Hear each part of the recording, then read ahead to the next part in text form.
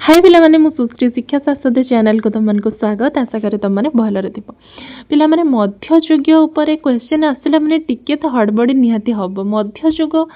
प्राय बहुत पिलांकर डाउट बहुत पिलांकर कन्फ्यूजन बट मु आज टोटाल वीडियो रे एमिति गोटे क्वेश्चन आंसर आनी जोटा कि तुम मध्ययुग उपर जहाँ भी क्वेश्चंस आसीबो तुम एटा को ऐड करि पारिबो। तुम सिलेबस वाइज कहूँ अन्य टॉपिक मु कहूनी तुम सिलेबस रे जहाँ अच्छी से को नहीं कहूँ तुम सिलेबस वाइज मध्ययुग ओडिया साहित्य सामाजिक राजनैतिक हो कि धार्मिक पृष्ठभूमि हो जो रही क्वेश्चन एतिक सारा रही ता भितर तो पूरा जे सबू आसबनी गोटे आसो सामाजिक पृष्ठभूमि लेख कि मध्ययुग साहित्यिक पृष्ठभूमि कि धार्मिक पृष्ठभूमि कि राजनैतिक पृष्ठभूमि गोटे आसो तो सबुपाई कौन गोटे गोटे अलग क्वेश्चन आंसर कि गोटे गोटे अलग इंट्रोडक्शन शिखब कि टे कन्फ्यूज हम ना कौटी क्या पाखे लिखब। तेणु मुझे संपूर्ण ये गोटे भिडियो तुम एमती गोटे all in one question answer आनी जोटा सबुथ तुम लिखिपर बस टिके जस्ट कौटी ना रो चेंज रॉडिफाए करके नाटा चेंज कर ना सबू जगह इंट्रोडक्शन को तुम कि क्वेश्चन आंसर को ऐड कर बढ़े कमे लिखिकी कौटी ऐड कर ठीक अच्छे। तो निहाती रूप तुम मानक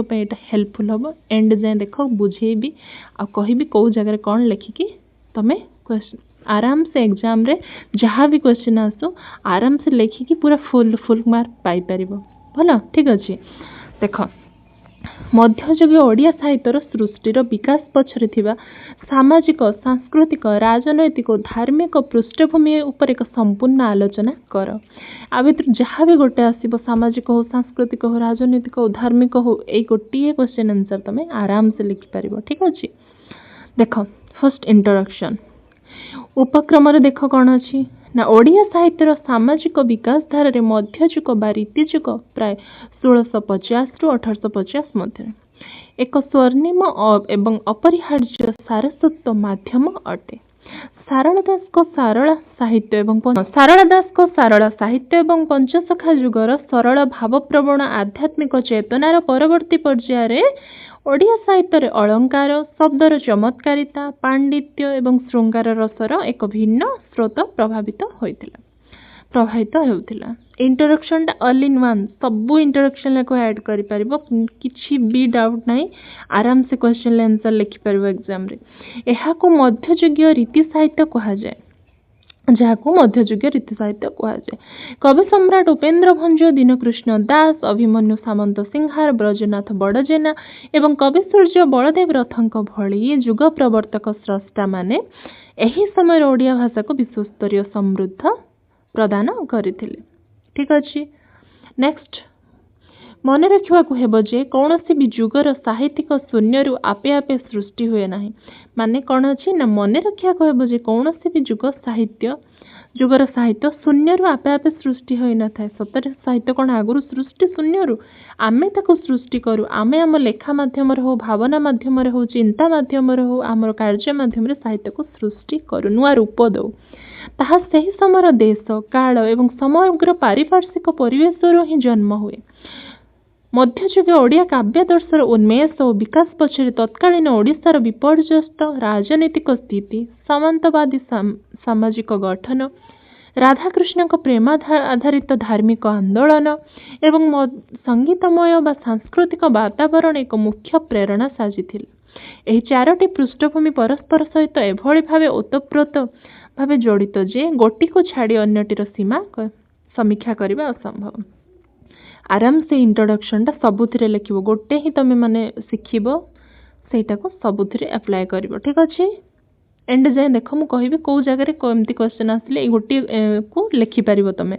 बुझिला। देख फर्स्ट पॉइंट है राजनीतिक पृष्ठभूमि तुम क्वेश्चन आसो राजनीतिक पृष्ठभूमि संपर्क आलोचना कर। इंट्रोडक्शन सेम रखिबो जोटा मु कहली एते बड़ इंट्रोडक्शन है एटा को पूरा सेम रखिबो सामाजिक हो राजनीतिक हो जहाँ भी आसो फर्स्ट इंट्रोडक्शन एटा सेम। नेक्स्ट क्वेश्चन धन्य आसला राजनैतिक पृष्ठभूमि ये सबूर अलग अलग वीडियो तो मुझे छाड़ी बट तुम मान को गोटे वीडियो रे केमिति गोटे क्वेश्चन आंसर तुम सबू किसी कवर कर पारिबो जस्ट तार गोटे ट्रिक कहूँ जमती माने हड़बड़ी हेनी एटा शिखी सेटा देखी एमती जमती न हो गोटे जगह तुमको सबकिछि आसीज ठीक अच्छे। तो क्वेश्चन आसी धरिन राजनैतिक पृष्ठभूमि मु अल्प लिखी तुम ताकू टिके विस्तार करके लिखिबो हला। मध्ययुगीय ओडिशार राजनैतिक परिवेश पूरा अशांत एवं विपर्यस्त थिला। काहेकि विपर्यस्त थिला? पॉइंट फर्स्ट आसिला केंद्रीय शक्तिर पतन। फर्स्ट कौन 1868 मसीह स्वाधीन प्रतापी राजा मुकुंद देवंकर मृत्यु पर ओडिशार स्वाधीनता सूर्य अस्त हो जाता। ओडिशार शेष स्वाधीन राजा किए थे ना मुकुंद देव। शॉर्ट क्वेश्चन आसीबो मन रखिबो। ओडिशा प्रथमे अफगान तापर मोगल एवं शेष मरहट्टा मानक शासनाधीन होइथिला। ओडिशा केवल गोटे शासक मानक द्वारा शासित होई नथिला। हजार हजार शासक आसीथिले। हजार हजार धर्म समन्वय थिला। हजार हजार शासक माने आसिक ताको शासन करथिले। जणे पुणी तापर आउ जणे पुणी आउ जणे एमिति एमिति। क्षुद्र गड़जातर विभाजन। नेक्स्ट पॉइंट आसला क्षुद्र गड़जातर विभाजन। ओडिशार मुख्य गजपति राजा निजर शक्ति हराई बसिथिले एवं ओडिशा छोट छोट गड़जात राज्य जेमिति घुमसर खलिकोट आठगढ़ मयूरभंज विभाजित हो गला। मनेकर आमर सेंटर जी अच्छा नरेंद्र मोदी नु जदि सी दुर्बल हो शासन कौन माने किसी रही वैल्यू सी मूल दुआ स्ट्रंग करें सी केमी अराजकता द्वारा हो सी जदि किसी भूल भाल करेंगे सी जदि ठीक से समस्त को कंट्रोल करें केमी कौन देश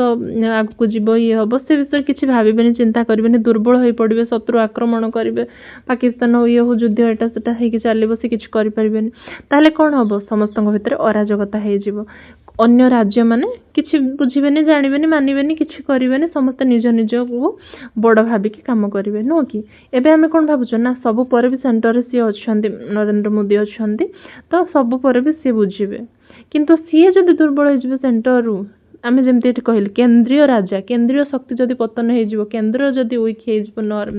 दुर्बल हो ताले आउ अन्य राज्य माने कौन हेबे निज निज भीतर युद्ध बाड़ा पिटा लगे से भितर नुह कि ठीक सेमती से कौन है केंद्रीय शक्तिर पतन है केंद्रीय राजा तांकर शक्ति हरे बसिले लोक माने शत्रु द्वारा आक्रमण हो पराजय है सी दुर्बल हो गले तापर कौन है ना छोट छोट राज्य गुड़ाक गड़जात अंचल गुड़ाक अलग अलग जगह एति माने 10 जन 50 जन 200 जन लोक नहीं गोटे गोटे करदे राज्य गोटे गोटे छोट छोट राज्य करदे बुझीगला से अलग अलग है निज निज भितर से युद्ध ये से करके अलग अलग हो गले विभाजित हो गले बुझीगला। तो राजप्रसादर विलासिता थर्ड पॉइंट यही क्षुद्र राजा मानकर बाहर युद्ध करने को साहस नथिला ये मैंने 10 जन 50 जन कि 200 जन को लेकिन निज निज राज्य कर दीजन सबू से युद्ध कर क्षमता से अच्छी कि अरे युद्ध कौन 10-50 जन को नहीं कि हेनी तो से जेहेतु केंद्रीय दुर्बल अच्छे केंद्रीय राजा नहांती दुर्बल हो पड़ते मैंने मन इच्छा निज निजर गोटे राज्य निज निजर गोटे जिला सब कर पकईं किंतु युद्ध करने को कैपेसिटी ना से बल ना कि साहस ना ए क्षुद्र राजा मानकर बाहर युद्ध करने को साहस नथिला तेणु से निज निज राजप्रसाद भितर नारी एवं विलासितार बुड़ी रहिले। कवि माने एही राजा मानकर आश्रय रही से खुशी करबा पई मुख्यतः कामुकता विलास और श्रृंगार रसपूर्ण काव्य रचना कले। जहाँ समाज रे एबे चली ताकू ही नहीं कि कवि हो लेखक हो गाल्पिक हो लिखुचंती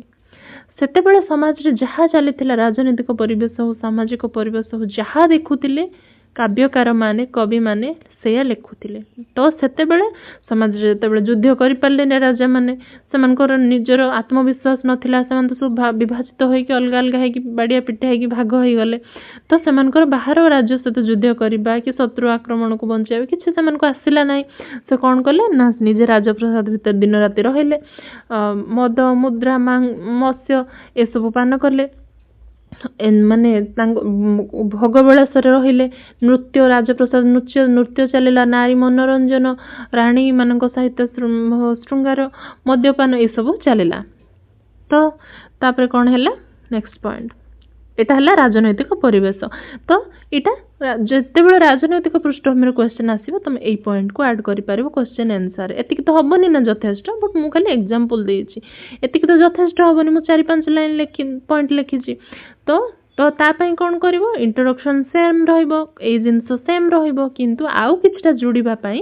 तमे नेक्स्ट पूर्व वीडियो देखिबो मो प्लेलिस्ट रे अछि राजनीतिक पृष्ठभूमि सामाजिक पृष्ठभूमि अलग अलग मु अपलोड करछि सेठु किछि पॉइंट आनी कि आ संगे जोड़िबो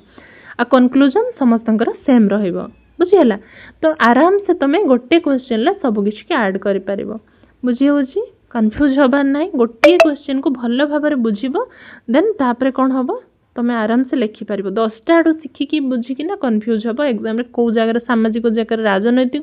राजनीतिक जगह धार्मिक लिख देकी पळे आस्तिबो बुझि होछि नेक्स्ट सामाजिक पृष्ठभूमि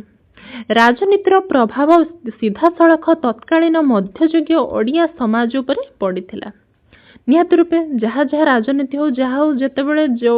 समाज उपरे सबु आसिकी बाधा पड़िबो समाज उपरे सबु आसिकी कोन हबो दृश्यमान हबो कौन हेरिथिला फर्स्ट पॉइंट समाज रे कौन हेतिला ना फर्स्ट सामंतवादी शोषण समाज रे राजा जमीदार एवं पाइक मानकर प्रभाव थिला साधारण प्रजा माने प्रबल आर्थिक शोषणर शिकार हेउथिले नेक्स्ट पॉइंट कौन विलासमय नारी समाज सही समय समाज रे नारी को केवल भोग विलासर एक सामग्री भाव देखा जाउथिला बहु विवाह प्रथा एवं अंतःपुर विलास जीवन समाज मुख्य विलास जीवन समाज मुख्य चित्र थिला कि देख से कौन थिला ना जे माने बड़ लोक सामंत से जो माने राजा जमीदार पाइक आ अन्य जो बड़ लोक माने से मानकर प्रभाव विस्तार थिला एबे भी अछि विस्तार थिला से माने जहा कहउथिले जो माने गरीब खटिकिया से माने सेटा मानुथिले तांको अधीन रे चालुथिले विलासमय नारी चरित्र केवल नारी मध्ययुगीय ओडिया साहित्य केवल नारी मध्ययुगीय ओडिया परिवेश केवल नारी को नहीं गठित होइतिला प्राय 99% नारी रो भोग विलास नारी रो अंग प्रत्यंग वर्णना सब ए सब विषय रे तांकर थिला राजप्रसाद भितरे मदिरा पान करिबा नृत्य रे रत रहिबा नृत्य संगीत रे निजको हजाई दबा एवं नारी संग करिबा ए सब थिला मुख्य साहित्य प्रतिफलन जहाँ सब एगुड़ा घटुला जे माने कवि बा लेखक लिखिबे से माने कौन लिखिबे ये सब जहाँ देखिबे सेटा लिखिबे ना तो से माने साहित्य भी एटा प्रतिफलित हला समाज रो ही नारी केंद्रिक विलासित जोगु ही मध्ययुग साहित्य रे नायिकार शारीरिक सौंदर्य नख शिख वर्णना नखरु नायिकार गोटे नारी रो नखरु मुंडर केश पर्यंत सबु अंग को वर्णना करके कवि माने जाइचंती को अति निखुण भाव में काव्य स्थान दिखाई बुझीगला मुझे डिटेल्स अलग अलग पृष्ठभूमि वीडियो रे अपलोड कर देखिबो सांस्कृतिक पृष्ठभूमि कौन ना राजनैतिक अस्थिरता थिले मध्य ओडिशार सांस्कृतिक जीवन बहुत उच्च कोटिर थिला संगीत और नृत्यर प्रसार ओडिशार प्रतिटी गड़जात राजा भाव में संगीत नृत्य ओडिसी गटिपु एवं पांडित्य को बहुत प्राधान्य मिलुथिला काहेकि मिलुथिला नाई माने जेहेतु निजर राजा माने जेहेतु युद्ध ये से सब राजकर्म छाड़ी कि से माने कौन करुथिले भोगविलास मातुथिला भोगविलास मुख्यतः संगीत और नृत्य ना तो सही संगीत और नृत्य संस्कृति भितर जाउछि ना तो सेति सांस्कृतिक पृष्ठभूमि बहुत उन्नत थिला काहेकि नाई नाच गीत ए सब भितर माती जेहेतु मातिले से माने तेणु ए जो जिनस उच्च कोटिर थिला भल नृत्य भल संगीत सांस्कृतिक परिवेश सांस्कृतिक कार्यक्रम बहुत उन्नत मानर थिला तो संगीत और नृत्यर प्रसार ओडिशार प्रतिटी गड़जात राजा भाव में संगीत नृत्य और पांडित्य को बहुत सम्मान मिलुथिला शास्त्रीय विद्वान से समय कवि माने केवल भावप्रवण नथिले सेमानकर संस्कृत अलंकार शास्त्र व्याकरण एवं कामशास्त्र रे पंडित थिले गीतिमय काव्य रचना सांस्कृतिक कारणरू ही मध्ययुगीय सबुजाक काव्य छांद एवं रागरागिणी जेमिति कि कलशावाणी मंगल धनश्री माध्यम संगीतमय करी लेखागला जहाँ को सहजरे गान करा जाई पारो नथिला एते अलंकार एते सब माने संस्कृत को पूरा है कि लेखा हेतिबो तो सेटा सिंपल वर्ड रे ही नथिला तो ताको स्वर करके गाई हो नथिला एते सहजरे नो कि क्लासिक संगीत गुडा को सुनिबो जोडा सब शास्त्रीय संगीत जोडा क्लासिक म्यूजिक कहजो तमे सुनिबो से केमिति पूरा स्वर ताल दे गाउतबे से तार वर्ड रो माने बुझी हो नथबो देखियो सेटा सुनिबो किछि बुझी हुएनी तो सेई टाइप रो ताको स्वर करके गाई हो नथिला गान करिया को बहुत कष्ट होतिला तो नेक्स्ट कौन रहिला ना टिके रो शास्त्रीय विद्वान हाँ संगीत नृत्य ओडिशा प्रति गणजात राजांग सभार संगीत नृत्य ठीक अच्छे। तो गीतिमय काव्य रचना सांस्कृतिक कारण ही मध्ययुगीय सबुजाक काव्य छंद एवं राग रागिणी माध्यम संगीतमय कर लेखागला जहाँ सहजरे गान करा जाय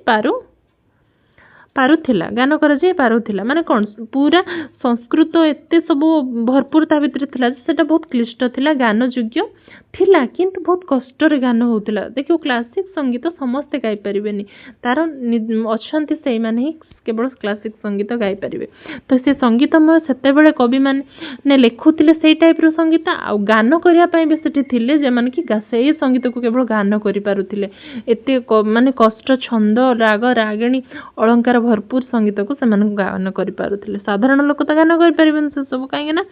से सब बहुत अलंकार भरपूर थिला। धार्मिक पृष्ठभूमि